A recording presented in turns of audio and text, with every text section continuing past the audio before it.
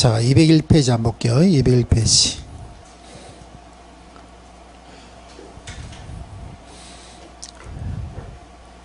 (201페이지) 보시면은 그게 총념이라고 있습니다. 총념.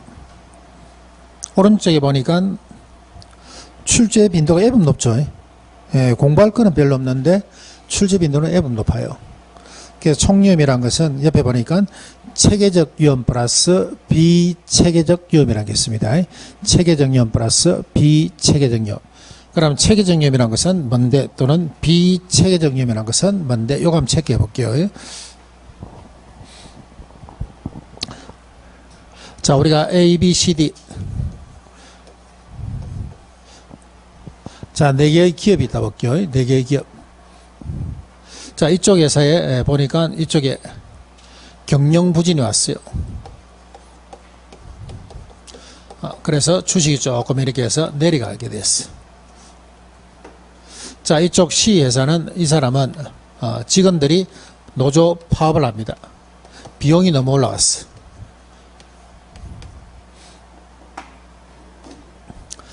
자, 예를 들어서 이와 같이 뭐 이렇게 해서 경영이 좀 부진하다거나 노조가 좀 파업을 했다거나 비용이 올랐거나 사장님이 가서 어디 가서 술 처먹고 막 싸움하는 바람에 법적 분쟁이 생기거나 이런 것들, 이러한 것들은 개별 부동산에서 생긴 위험 맞죠? 얘들은 개별 부동산에서 생긴 위험이에요. 자, 그 다음 요거 한번 볼게요. 자, 지금 경기 변동이라든가 인플레이션, 물가 상승률, 그 다음에 이자율도 조금 올라가려고 그러죠. 이자율, 이런 것들. 자, 이런 것들은 요 세 가지 이유는 얘들은 A, B, C, D 4개의 기업에 다 영향을 미친다 봐야 돼. 이해되세요? 자, 내가 전방을 하나 하려고 그래. 내가 조그마한 뭐 상가를 하든 조그마한 업을 하나 하랍니다. 그러면 경기 변동, 인플레이션, 이자율은 얘는 피할 수 있다 없다? 없어. 감안해야 되죠. 요즘 어떤 경기에서는, 요즘 시장에서는 저 정도는 감안하고 여러분들이 업을 하셔야 돼. 피할 수가 없어. 이걸 뭐라 그럽니까 하면 체계적 위험이라고 합니다. 뭘 한다고? 체계적 위험. 피할 수 없는 위험을 뭘 한다고? 체계적 위험이라고 그래요. 그래서 우리가 체계적 위험에서는 경기 변동, 인플레이션, 이자율 요 세 가지는 나중에 여러분들이 좀 외워주셔야 됩니다. 경기 변동, 인플레이션, 이자율은 요거는 체계적 위험이다 생각하셔야 돼. 그래서 남들이 사업을 한다 하더라도 여러분들이 물어볼 때 경기 변동, 인플레이션, 이자율 요거 니 감당할 수 있겠나? 이래 물어봐야 돼. 아시겠죠? 피할 수 있다 없다? 없다. 피할 수 없는 위험을 말한다고 체계적 위험이라고 그래요. 그런데 나는 얘들은 피할 수 있어. 자, 얘들을 피할 수 있는 방법은 요게 뭡니까 하면 포트폴리오예요. 나는 얘들을 피하기 위해서는 주식을 갖다가 이렇게 해서 분산 투자를 하시면 돼. 분산 투자. A, C 종목만 사는 게 아니고 A, B, C, D 4개의 종목을, 여러 가지 종목을 삼으로써 분산 투자하게 되면은 이러한 것들이 줄어든다 봐야 돼. 그럼 한쪽이 예를 들어서 주식이 좀 떨어지면 한쪽은 좀 올라가지고, 한쪽이 주식이 내려면 한쪽이 올라가지고. 그래서 우리가 포트폴리오라는 것은 원래 주식시장에서 나온 겁니다. 주식시장에서. 그래서 개별적 위험을 갖다가 이런 것을 내가 피하기 위해서는 여러 가지 어떤 부동산에 분산 투자하는 것이 여기에 효율적이라 봐야 돼요. 이런 위험을 말한다고, 이런 위험을 비체계적 위험이라고 합니다. 그럼 비체계적 위험이라는 것은 피할 수 있다 없다? 나는 비체계적 위험을 피할 수 있다 없다? 있다. 뭐를 통해서? 포트폴리오를 통해서. 비체계적 위험이라는 것은 피할 수 있다. 뭐를 통해서? 포트폴리오에서. 우리 몸의 건강도 마찬가지죠. 고기 많이 먹어도 돼. 기름도 많이 먹어도 돼. 아시겠죠? 기름, 돼지고기 기름 이런 거 많이 먹어도 돼. 많이 먹어도 돼. 고기 많이 먹어도 돼. 뭐 같이 먹으면 돼? 야채랑 같이 먹으면 돼. 야채랑 같이. 이런 게 전부 다 우리 식생활의 어떤 포트폴리오라 보시면 돼요. 됐나요? 자, 그러면은 총위험을 구성하고 있는 것은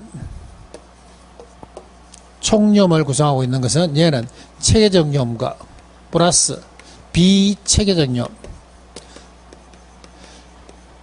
체계적 염과 플러스 비체계적 염으로 해서 총염이 구성된다 봐야 돼. 자, 이때 체계적 염을 대표하고 있는 것은 세 가지. 뭐 있다 그랬습니까? 경기 변동, 그 다음에 인플레이션, 그 다음 이자율. 비체계적 염을 얘를 제거 감소하기 위해서 하는 거는 제거 감소하기 위한 거 뭐 있다 그랬습니까? 뭐 있다 그랬어요? 포트폴리오입니다. 자달라고 이거 주차장이라 하시면 안 돼요. 파킹이 아니고 뭐라고? 포트폴리오입니다. 포트폴리오. 됐나요? 자, 그럼 하나 물어볼게요. 총염은 제거가 가능하다. OX. X. 총염은 제거가 가능하다. X입니다. 총염은 줄어질 수는 있어. 얘 때문에. 근데 얘 때문에 제거는 안 돼. 자, 반대로 이 얘기를 하게 되면 이렇게 되죠. 반대로 이야기하게 되면 포트폴리오를 통해서 비체계적 염을 제거 감소함으로써 총염 어떻다? 줄어든다. 이렇게 하셔야 돼. 그래서 총염은 사라지는 염이 아닙니다. 누구 때문에? 체계적 염 때문에. 자, 다시 한 번 더. 우리가 총염이라는 것은 어떻게 구성이 됩니까? 하면 피할 수 없는 체계적 염과 피할 수 있는 비체계적 염으로 구성이 되어 있더라. 이때 체계적 염 종류 3개는 기억합니다.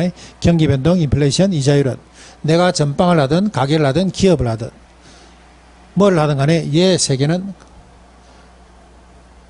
감사하고 들어오셔야 돼.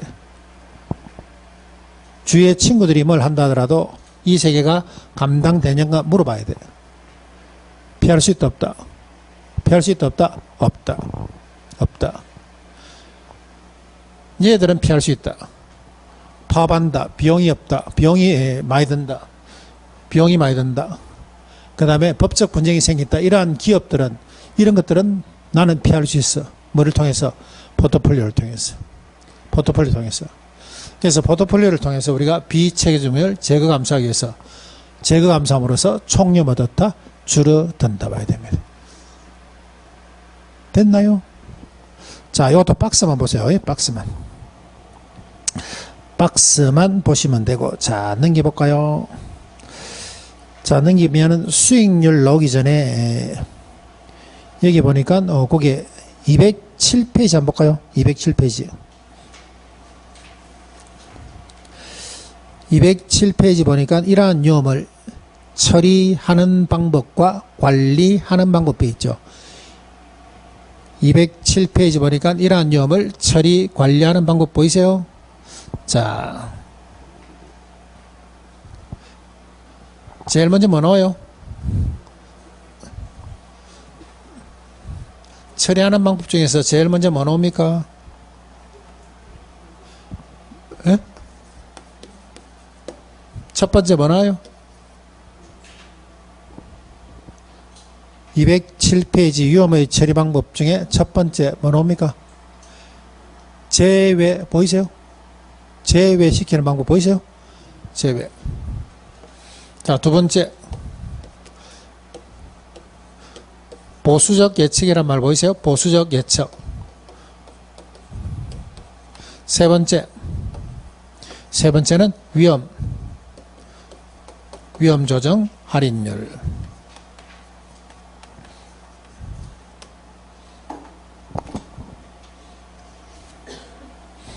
자, 그 다음에 그 옆에 위험을 관리하는 방법 있죠. 관리하는 방법. 제일 먼저 뭐 나오고? 회피. 그 다음에 두 번째 보유. 자, 세 번째 증가. 그 다음에 네 번째 통제. 이렇게 나옵니다. 통제에서 제일 대표적인 것이 민감도 분석. 이렇게 나오죠. 민감도 분석.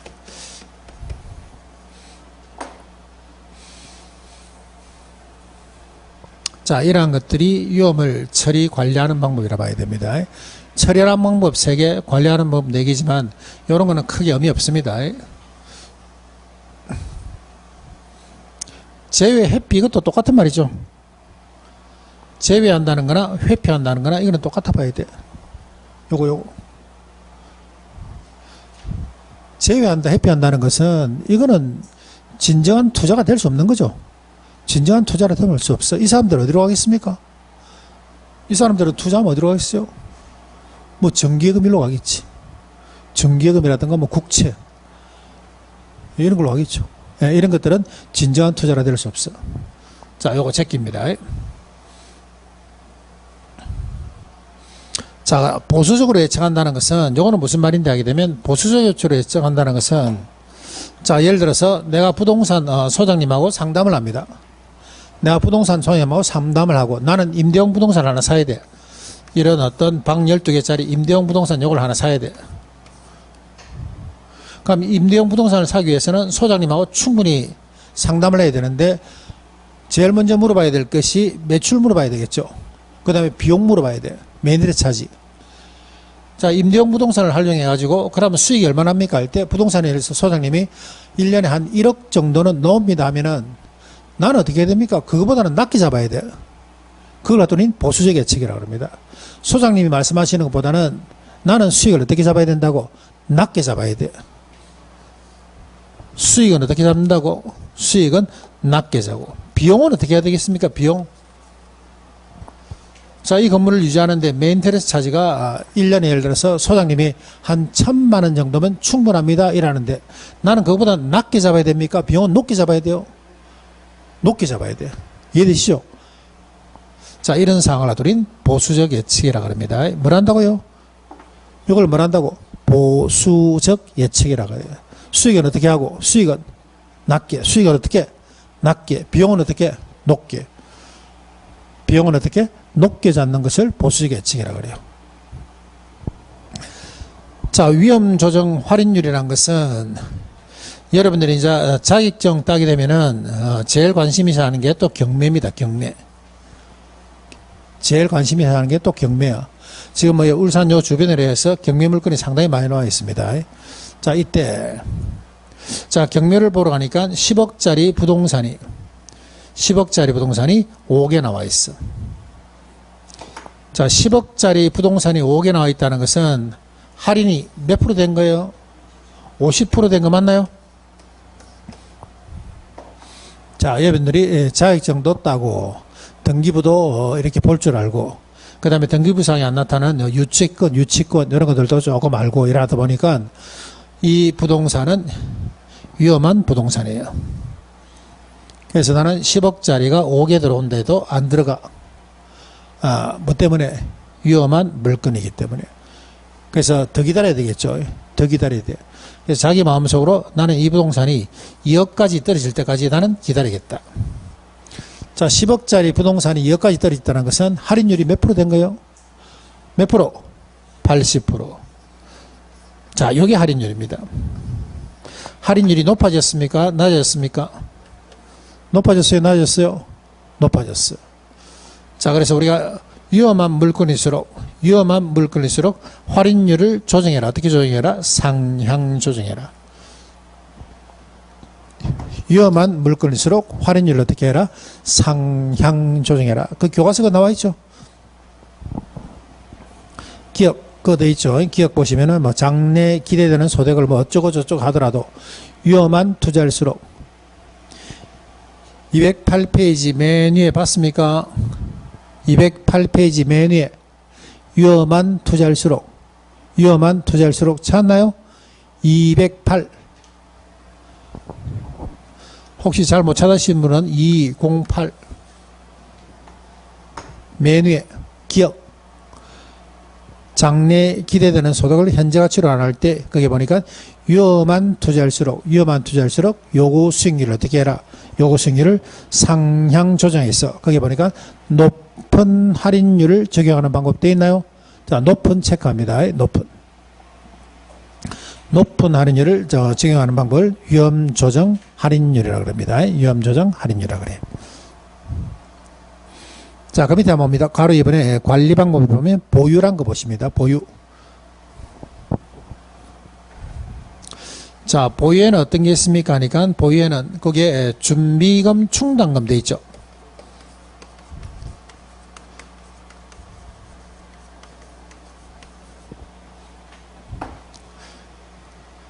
오늘 내가 집을 나서는데 아파트 엘리베이터가 고장이 났어. 그러면 아파트 엘리베이터가 고장이 나면 그 엘리베이터를 수리를 하셔야 돼요. 그죠? 수리하고 나면은 그 수리하는 비용이 이번 달 관리비에 들어온다, 안 들어온다? 수리 비용이 이번 달 관리비에 들어온다, 안 들어온다? 안 들어와, 안 들어와. 그거 어디 있습니까? 여기 있어죠. 이걸 뭐 이런 위험의 보유라 그럽니다. 보유. 준비금, 충당금. 자, 그 다음에 증가 한번 볼게요. 증가. 자, 증가에는 여러 가지가 있지만 여기서는 한 3개만 보겠습니다. 제일 먼저 첫 번째 변동금리, 그 다음에 임대료 인상, 그 다음에 선분양. 요 3개.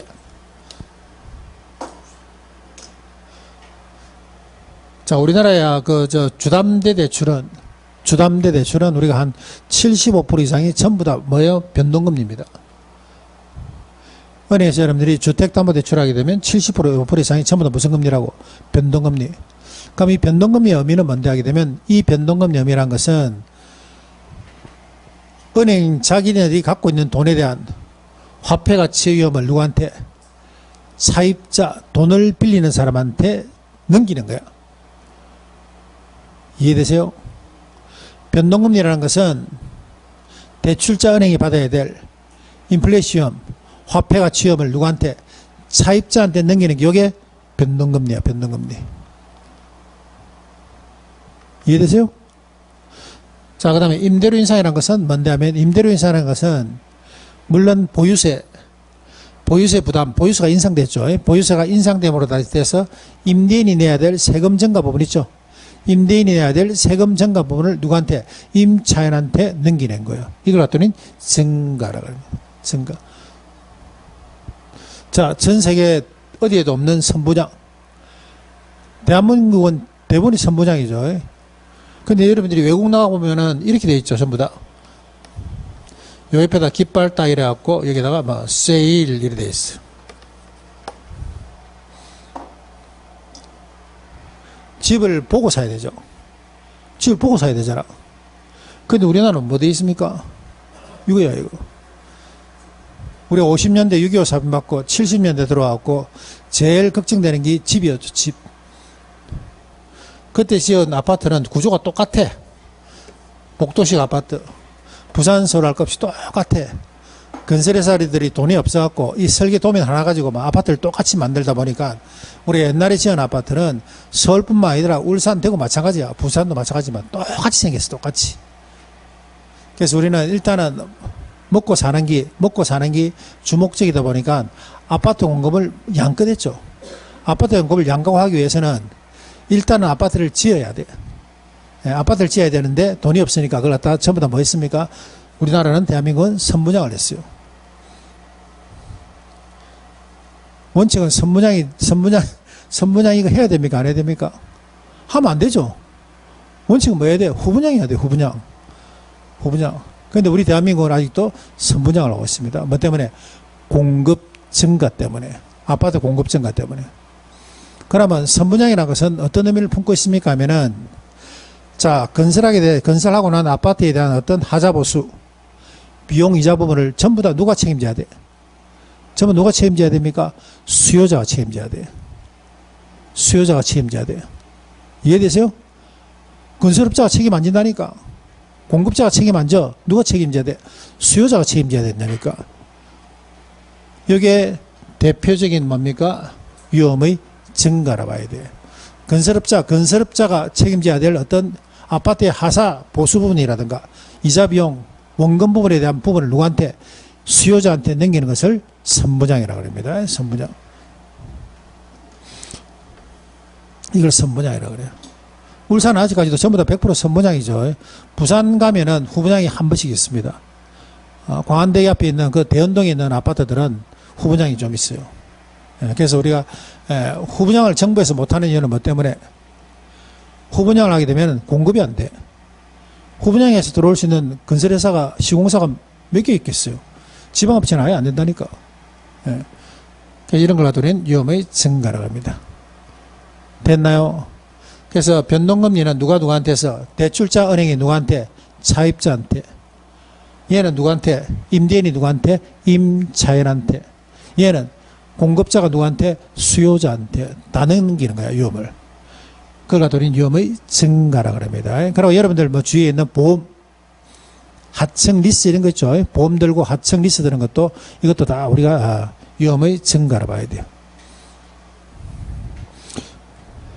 우리나라 보험 중에서 실손보험 이거 아시죠?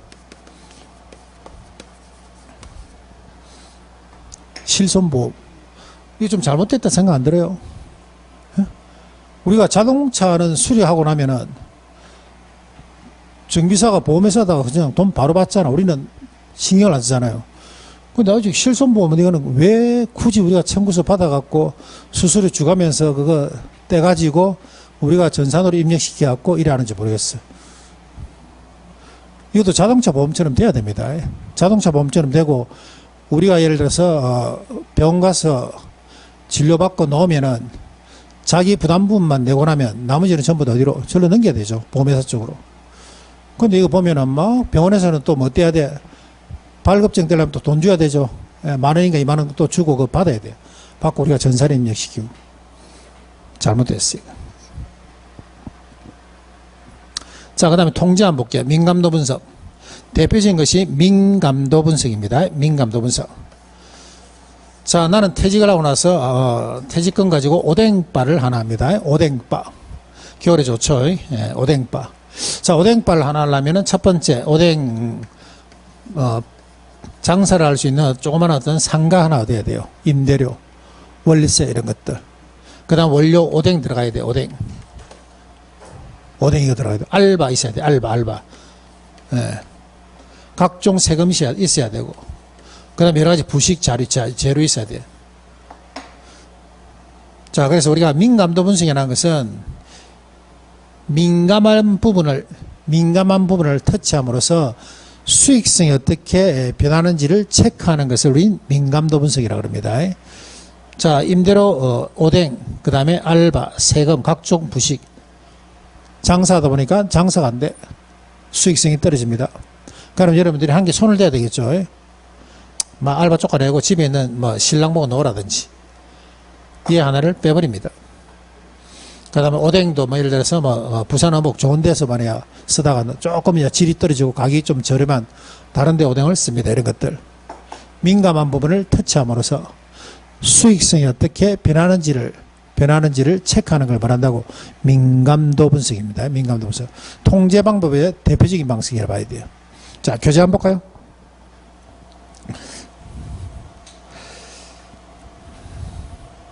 자, 위험의 관리 방법이죠. 관리, 보유받고 위험의 증가란 것은 자기가 받을 경제적 부담이나 책임을 누구한테?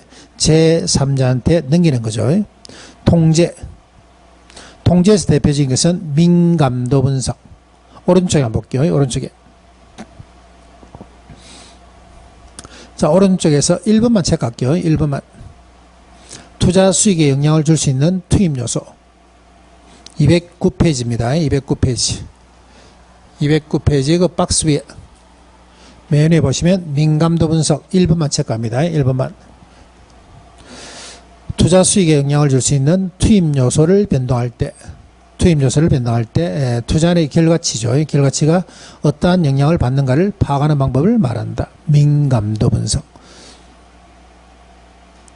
됐나요? 자, 거기까지 했으면 앞으로 이제 넘어옵니다.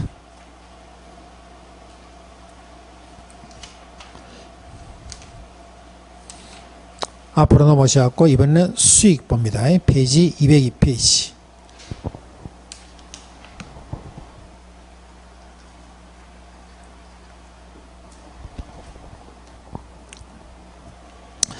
자, 이번 202페이지 보니까 수익률의 종류 보니까 그 밑에 박스 한번 볼까요? 박스. 자, 수익률의 종류 보시면 거기에 1번에 기대 수익률, 요구 수익률, 실현 수익률 보이세요? 기대 수익률, 요구 수익률, 실현 수익률. 그래서 기대 수익률과 요구 수익률은 이런 것들은 뭐 거의 시험 문제입니다. 100% 시험 문제야. 기대 수익률, 요구 수익률.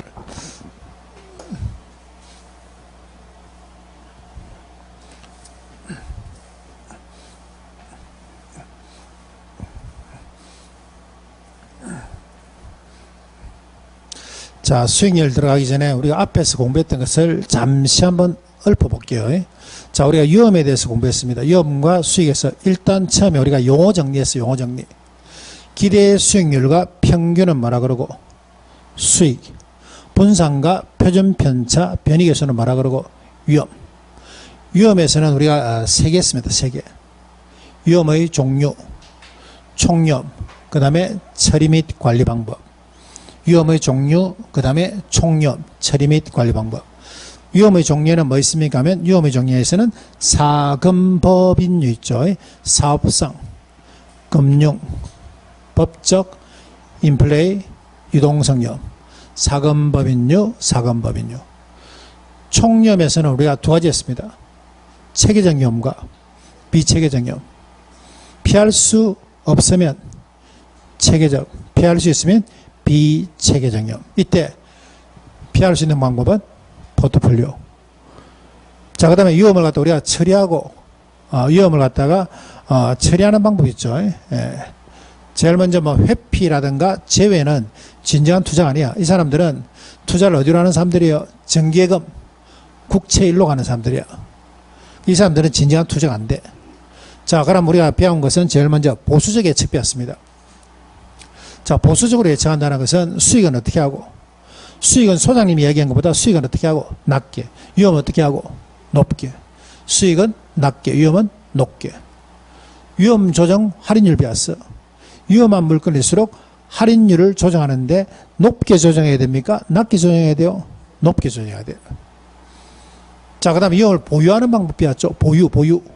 위험을 보유한다는 것은 아파트에 있는 것들, 준비금, 충당금 이런 것들, 준비금, 충당금. 정가라는 것은 내가 받을 위험을 제3자한테 넘기는 거예요. 그 대표적인 것이 변동금리, 임대료 인상하고 선분양.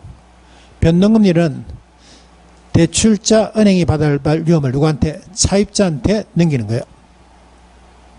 그 다음에 임대료 인상이라는 것은 보유세에 대한 어떤 부담 부분을 받은 임대인이 누구한테? 임차인한테 넘기는 거예요.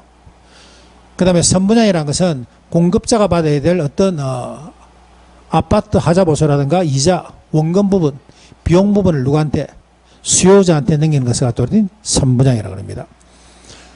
그 다음에 통제에서는 우리가 대표적인 것이 민감도 분석을 하나 배웠습니다. 그래서 민감도 분석은 여러 가지 어떤 특정 요소가, 투입 요소가 있지만 여기서 몇 가지를 조정함으로써 결과치죠. 결과치 수익성이 어떻게 변하는지를 체크하는 것을 이걸 뭐라 한다고?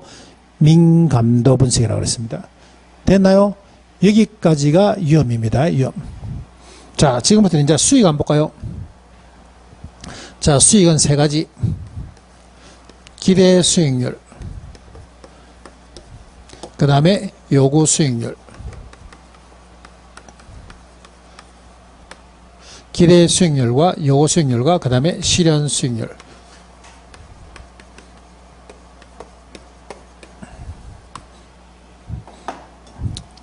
자, 기대 수익률은 얘는 내가 그냥 예상하는 수익률이야. 예상하는 수익률. 기대 수익률이라는 것은 그냥 내가 예상하는 수익이야. 나는 뭐 주식을 투자해서 또는 나는 이 아파트를 삼으로써 이 상가를 삼으로 해서 내가 한 1년에 한 10% 정도는 수익은 받을 거다는 예상하는 수익률을 뭐라 그러고 기대 수익률이라고 합니다. 기대 수익률. 자, 이러한 기대 수익률은 요거는 눈에 보인다 안 보인다? 보인다 안 보인다? 안 보인다 봐야 돼. 우리가 안 보이는 미래 정보를 뭐라 그럽니까 하면 안 보이는 미래 정보를 갖다 우리는 내부 정보란 말 이야기 들어봤습니까? 내부 정보. 눈에 안 보이는 정보를 뭘 한다고? 내부 정보라 그래. 그래서 눈에 안 보이는 수익률을 갖다가 요걸 내부 수익률이라고 합니다. 내부 수익률.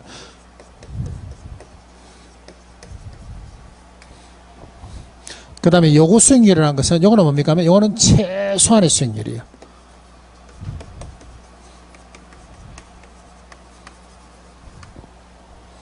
요구 수익률이라는 것은 최소한의 수익률이야. 그래서 요구 수익률의 대표적인 것이 얘의 대표적인 것이 은행이자입니다. 은행이자. 눈에 보인다 안 보인다? 보인다. 내가 돈을 1억을 들고 은행 가면은 2.5% 수익 준다 그래.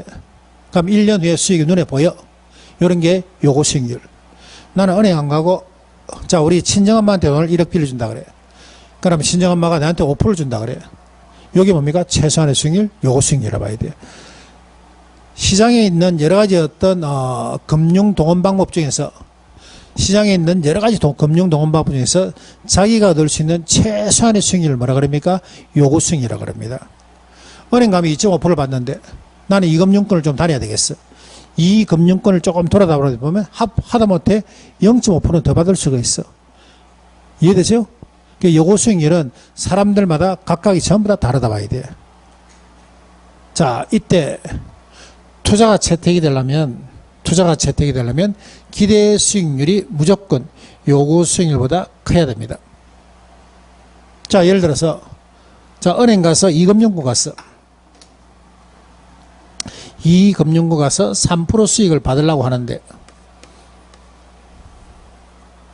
나를 꼬죠. 동네 오빠가 나를 꼽니다. 나를 못 믿나?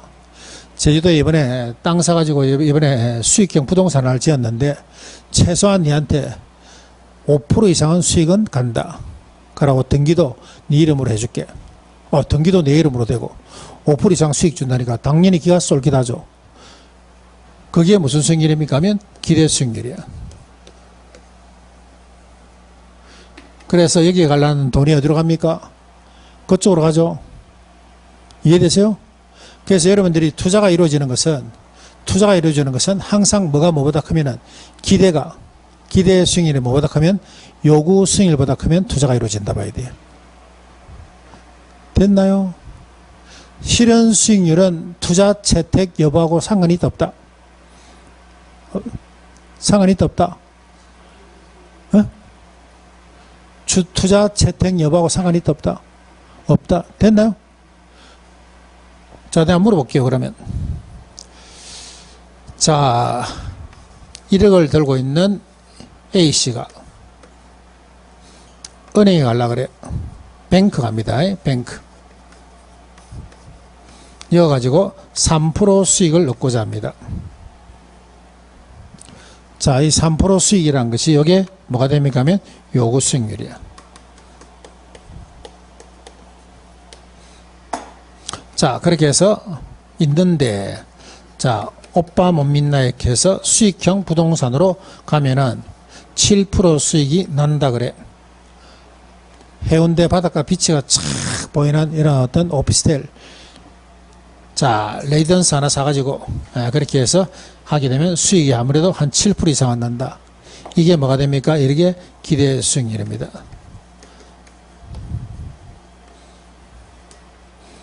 그런데 이제 실현 수익률이 어떻게 됩니까 하면 실현 수익률은 마이너스 5%가 나왔어. 여기 뭐가 됩니까 하면 실현 수익률입니다. 투자한다 안 한다? 예? 한다 안 한다? 예? 투자한다 안 한다? 안 한다? 예? 자, 그럼 다시 우리가 1분 전으로 한번 돌아볼게요. 1분 전으로. 자, 1분 전으로 테이프를 다시 돌렸습니다. 지금 1분 전이야. 자, 우리가 요구 수익률보다 뭐보다 크면은 기대 수익률이 크면 투자 채택을 합니다. 실현 수익률은 투자 채택 여부하고 상관이 없다. 없다. 자, 그래서 내가 문제 한번 내보겠습니다. 이렇게 했죠. 자, 이때 요구가 3%, 기대가 7%, 실현 수익률이 마이너스 5%, 투자 채택한다, 안 한다?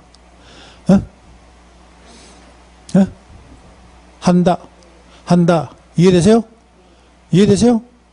투자 채택 여부에서는 실현 수익률은 본다, 안 본다? 안 본다.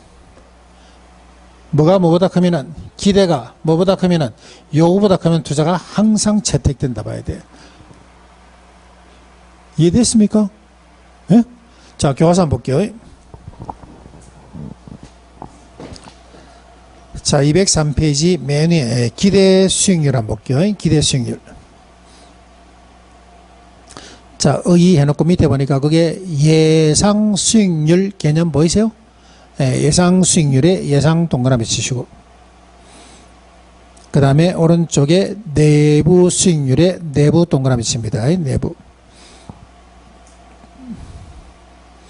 자, 그 다음에 2번에 보시면, 요구 수익률이라는 것은, 여기 보니까, 둘째 줄에 보니까, 최소한의 수익률 보이세요? 최소한의 수익률 찾았습니까? 찾았어요? 자, 그 다음에 그 밑에 쭉 보니까, 그 뒤에 보니까, 기회비용이란 말이 있죠. 기회비용. 기회비용 찾았나요? 자, 동그라미 칩니다. 동그라미. 자, 기회비용이라는 것은 뭔데 하면은, 여러분들이 오늘 아침에 학원에 올라가는데, 친구가 전화 왔어. 오늘 학원 가지 마라. 오늘 소고기 사줄게. 아, 그런 유혹이 들어왔습니다. 유혹이 들어왔어. 그래서 막, 아예 됐다, 막. 그냥 학원 갈란다. 그러면 소고기를 여러분들이 사준다는 그 기회비용을 버리고 요 학원이라는 걸 채택을 했죠. 만약 예를 들어서 아침에 뭐 신랑이 예를 들어서 백 사주게 가지 마라 하면 당연히 그걸로 가지. 그죠? 당연히 그걸로 가지. 근데 막 밥 정도는 안 먹어도 된다 해서 버리고 왔어. 그래서 학원이라는 요걸 갖다 여러분들이 채택하기 위해서 버렸던 대안 있죠. 버렸던 그런 대안들을 뭐라 그럽니까? 기회비용이라 그래요. 기회비용. 여러분들이 살아오면서 기회비용이 엄청 많았겠죠. 엄청 많았다니까. 그걸 다 버리고 지금까지 온 거예요.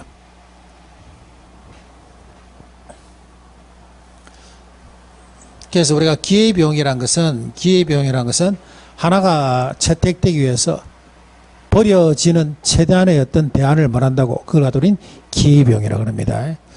그러면은 기대가 요구를 만나게 되면은 기대가 컸다면은 투자가 채택이 되죠. 그럼 얘는 버려야 돼. 얘는 버리고 얘만 봐야 돼. 이런 걸 말한다고 기회비용이라고 그래. 그래서 요구 수익률은 기회비용과 같아 이래 보셔야 됩니다. 기회비용과.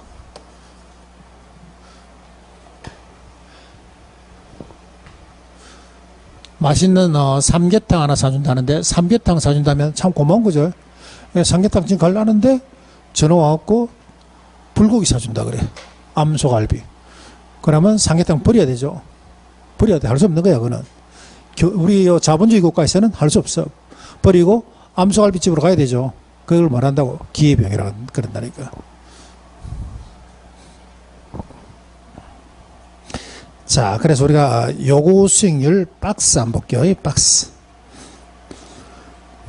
요구 수익률 박스 보니까 거기에 갈로 옆에 보니까 무협률 플러스 위험할정률이라는 거 보이세요? 무협률 플러스 위험할정률 찾았나요?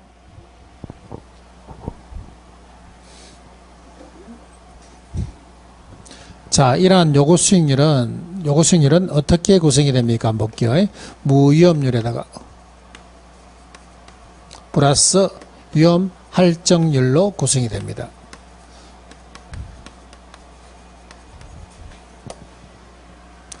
자, 우리가 요구 수익률의 어떤 경우의 수를 한번 볼게요. 경우의 수.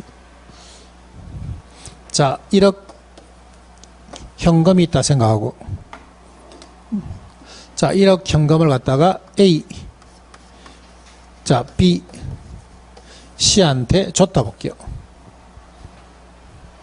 자, 1억 들고 각각 이렇게 해서 너가 투자해봐. 1억 들고 투자해봐. A는 보수적 친구입니다. 보수적 친구는 어디로 가겠어요? 성격이 조금 보수적인 사람 어디로 가겠어요? 은행 간다 봐야 돼. 성격이 보수인 사람은 은행 가면 벌벌 떨면서 은행 갑니다. 은행 갈 동안에 이 1억 잃어버릴까 또 누구한테 도난 당할까 엄청 걱정이 되면서 벌벌 떨면서 은행 갑니다. 그래 수익 얼마? 한 2.5% 정도.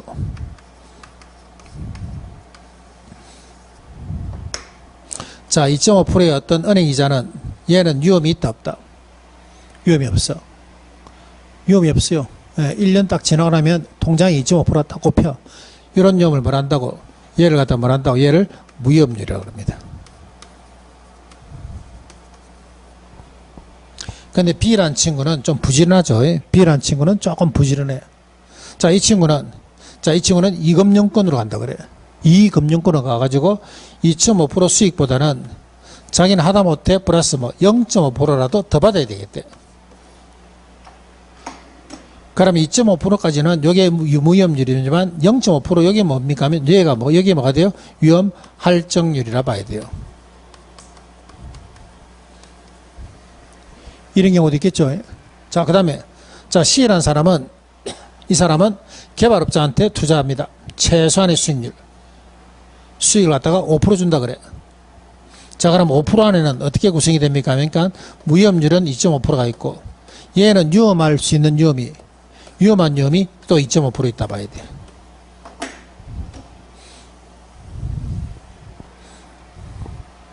이해되세요? 자, 그래서 우리가 내가 얻고자 하는 요구 수익률이라는 것은, 내가 얻고자 하는 최소한의 수익률, 요구 수익률이라는 것은 무위험률로만 이루어질 수도 있고, 이와 같이 위험할정률이 또 같이 들어올 수 있다 보시면 돼요. 그래서 우리가 공식이 어떻게 됩니까 하면 요구 수익률이라는 것은 무위험률에다가 플러스 뭐다? 위험할정률로 구성이 된다 봐야 돼요. 이때 무위험률을 뭐라 그러고, 이때 무위험률은 요거는 시간만 흐르면 돼요. 그래서 이걸 시간의 대가라 그러고.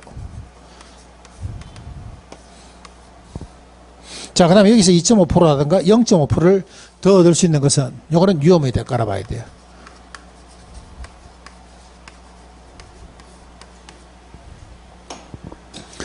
그래서 요구 수익률 공식은 시간의 대가인 무위험률과 위험의 대가인 위험할정률로 구성이 되어 있다. 이렇게 보시면 됩니다. 이렇게 되시면 돼요. 자, 그래서 우리가 박스 안에 한번 볼까요? 박스 안에 보시면 요구 수익률이라는 것은 무위험률 플러스 위험할정률로 구성이 되어 있는데, 이때 위험이라는 것은 무슨 위험? 이때는 무위험률이라는 것은 시간이 될 겁니다. 무위험률이라는 것은 시간이 될 거고, 위험할정률이라는 것은 위험의 대가로 보시면 됩니다. 위험의 대가. 그 정도만 하시면 됩니다. 그 정도만. 자, 그래놓고 한번 넘겨볼까요? PC 효과 이건 나중에 하시면 되고, 자, 밑에 투자 균형이란 게 있죠. 투자 균형. 밑에 보시면은 투자 균형이란 게 있습니다. 투자 균형. 자, 기대 박스 안에 보시면은 기대 수익률이 요구 수익률보다 크면은 투자가 채택이 됩니다. 맞나요? 자, 그 다음에 기대 수익률과 요구 수익률이 같아지는 걸 뭐라 그러고? 투자 균형. 그 다음에 기대 수익률이 요구 수익률보다 작을 때는 투자가 어떻게 돼? 기각이 된다 봐야 돼. 자, 칠판 한번 볼까요? 자, 우리가 부동산 투자라는 것은 인플레이션 해지에 따라서 어쩌든 장기적으로 봤을 때는 지금 우상향하고 있어요. 어쩌든 우상향한다 봐야 돼. 연 수익률을 따지다 보니까 연 한 5% 정도는 수익은 되더라. 이게 부동산에 대한 뭡니까? 최소한의 수익률, 요구 수익률이라 봐야 돼. 그런데 여러분들이 기대하는 수익률은, 부동산에 기대하는 수익률은 이렇게 올라가도 가고 내려도 오고 올라가도 오고 내리고 올라가 내리고 이런 경향이 상당히 많다 봐야 돼요. 이걸 갖고 우리는 왜곡이라 그럽니다. 그래서 우리가 부동산 시야라는 것은, 부동산 시야가 어떤 가격에 대해서는 항상 단기적으로는 왜곡이 있지만 장기는 어떻다? 일치한다 봐야 돼요. 이걸 뭐랍니까? 이걸 기대 수익률이라고 그래요. 됐나요? 자, 기대가 요거보다 크게 되면 이때 투자가 일어나. 근데 기대가 요거보다 작게 되면 어떻습니까? 투자가 기각된다 봐야 돼요. 근데 중간중간에 뭐가 나오더라? 투자 균형이 나오더라. 투자 균형 나오는 것이 이게 뭡니까? 기대하고 요거하고 같아진다 봐야 돼. 퀴즈, 깜짝 퀴즈. 기대하고 요구가 같아지기 위해서는 기대가 움직였습니까? 요구가 움직였어요? 예? 기대가 움직인 거 보이세요? 이해되세요? 기대가 너무 올라가면 기대가 자기가 작아지면서 투자 균형을 이루고, 기대가 너무 낮아 있으면 그 다음에는 기대가 커지면서 투자 균형을 이룬다 봐야 돼요. 투자 균형을 이루기 위해서는 누가 움직였다고요? 누가 움직인다고? 기대가 움직인다 봐야 돼요. 자, 첫 번째 한번 볼게요.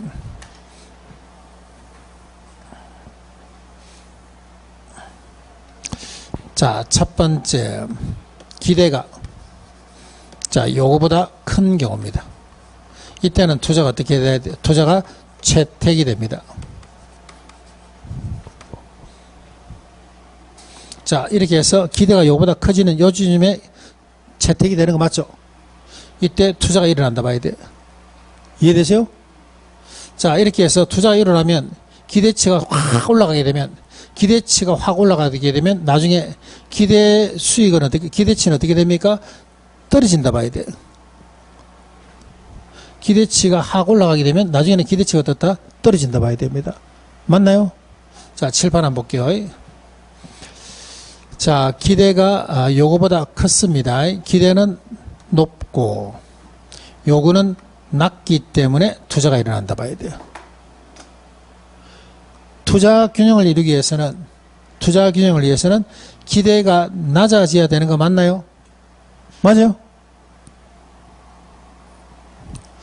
투자 균형을 이루기 위해서는 기대가 이렇게 낮아짐으로 해서 기대하고 요하고 같아짐으로써 이렇게 해서 투자 균형을 이룬다 봐야 돼요.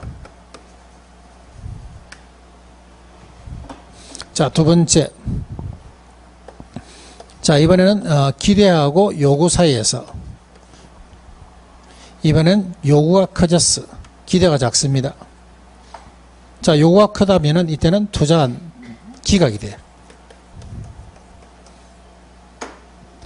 자, 이런 상황입니다. 자, 투자 균형을 이루기 위해서는 기대가 어떻게 됩니까? 올라가야 되죠. 투자 균형을 위해서는 기대가 올라가야 돼. 그래서 이랬던 기대가 어떻게 이렇게 올라감으로 해서 이게 같아짐으로써 투자 균형을 이룬다 봐야 돼. 요게 투자 균형입니다. 투자 균형.